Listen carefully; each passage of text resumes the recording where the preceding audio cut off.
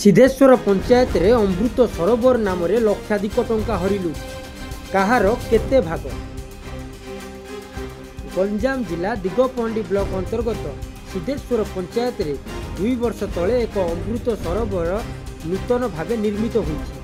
2 वर्ष हैला एई नूतन सरोवर निर्मित होइतिबा बेले एटी लोके गाधेइबा बदल रे गाई महिषी माने गाधौथिबा नजर को आसी 20 लाख टंका अटकल मूल्य व्यय यही अमृत सरोवरटी निर्मित होइछि। अमृत सरोवर नाम रे लक्षाधिक टंका बिल करी प्रशासन अधिकारी माने हरिलुट करथिबा नजर को आसी।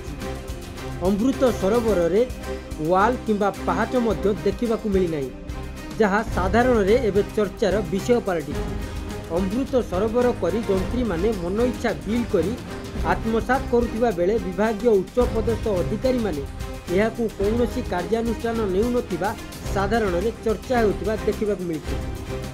अमृत सरोवर प्रांगण रे वृक्षारोपण करी लक्षाधिक टंका बिल करी आत्मसात करिथिबा सामना को आछि।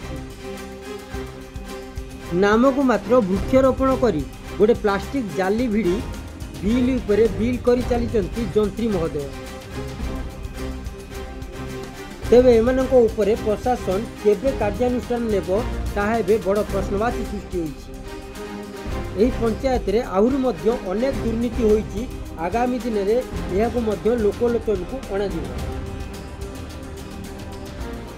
तेबे देखिबाकू बाकी रहिला खबर प्रसारण पर केबे निया जाउछि कार्यानुष्ठान।